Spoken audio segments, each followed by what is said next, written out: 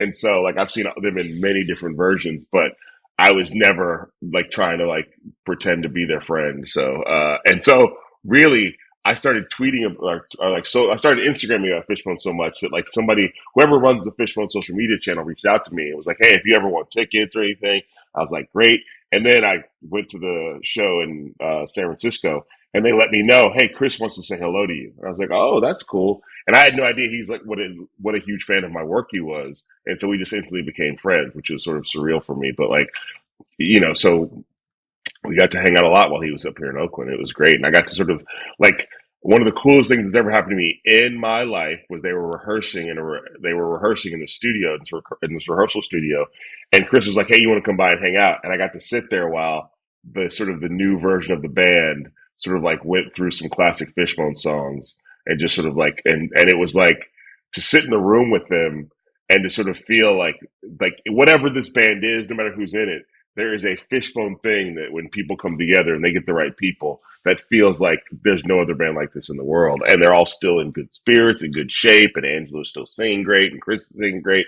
And to sit in this room with like three other people who weren't musicians, it's like, there's those moments you're like, oh, maybe I'm a good person.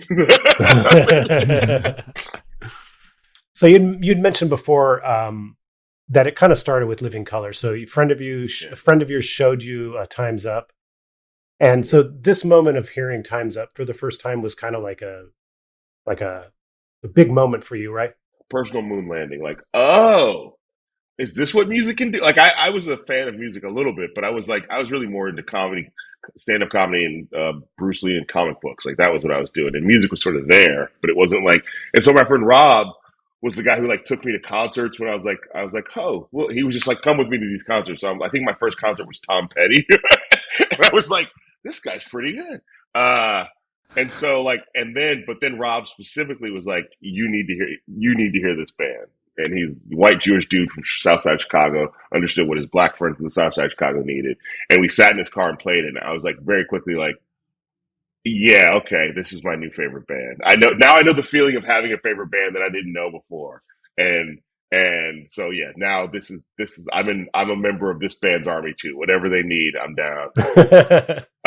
And this is the era of like the only time you can hear about things is you hope they're mentioned in Rolling Stone magazine. You know what I mean? Like there's no internet. There's no way to know what's going on.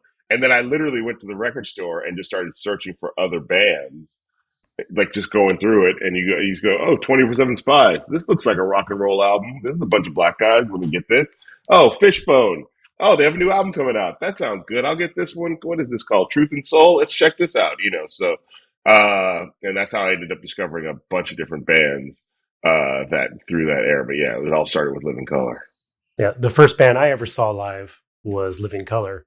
Oh, that was that tour. I think it was like 90 or 91 with the Rolling Stones. No, it was they headlined. It was at San Jose Civic Center. Oh, okay. King's X were the opening act. King's X is another one. That's another band that I like discovered in that time that like sort of had.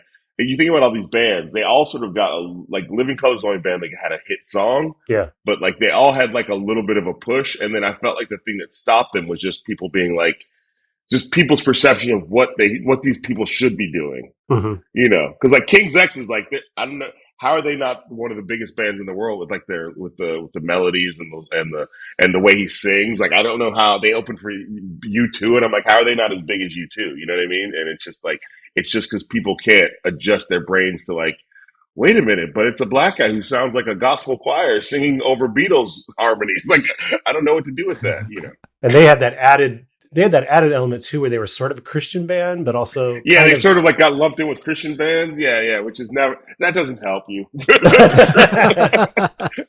I think they were like, no, we're Christians who play music. We're not like singing to Jesus like a Christian rock band. But yeah. So Reality of My Surroundings was your introduction to Fishbone, although you got like Truth and Soul and you went back. Did you have like any favorite early Fishbone tracks, ones that really spoke to you? Oh, for sure. Like, yeah, for sure. I think the album, oh man, now I'm going to be the guy who can't remember. So first of all, yeah, the first EP is great. It just, like I said, it just sounds like these guys are like, they're having a good time and they're sort of shaving off all the rougher elements, but like I'll still play, but Party at Ground Zero is still like a banger. Like it's not like a it's not like a song that doesn't it stands the test of time. Yeah. And I mean, it's I think that like I still am like every now and again bumping like lion ass bitch and things like that. Like that's still a classic. I'm happy that exists in the world. And then there's a second album, which is like the proper album, which I used to like. There, it's funny to hear like how young they were and how sort of like again, in a little bit, there's a little part of Fishbone that's a little bit like Two Live Crew with instruments. Yeah. So like there's like songs like Charlie when I was a teenager, I was like, yeah. Like I'm not bumping them now with my $3 in the house, but like there certainly that second album had a lot of great songs on it. But really, and so that and then I think Truth and Soul is where they started to find themselves. Like Truth and Soul is again, you listen to that like, how is this not one of the biggest albums in the world? Like you just sort of listen to Truth and Soul. Like so that cover of Freddie's Dead for forever was the only way I knew that Freddie's Dead existed. And then I found out, oh, this is actually they're actually covering a song.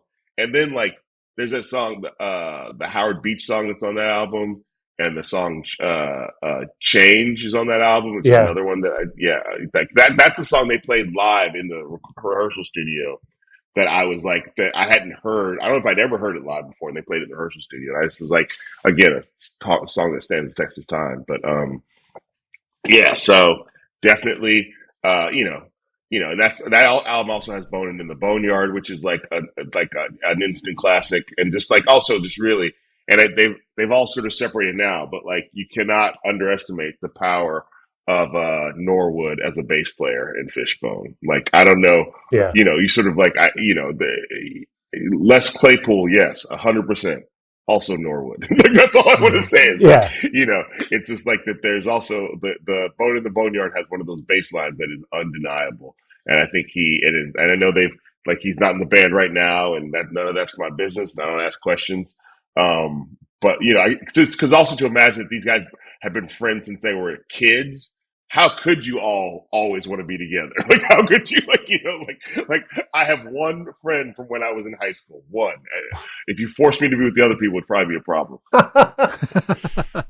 But yeah, but Norwood really like is just an incredible gift, and just the fact that all those guys were friends and also incredible musicians is also super weird because usually there's one friend who's not taking it that seriously, but they were all like really showed up they showed up. So yeah, I would say that like Truth and Soul is just that's a classic album. I mean, they might have had that friend, but that friend might just not have ended up in the band.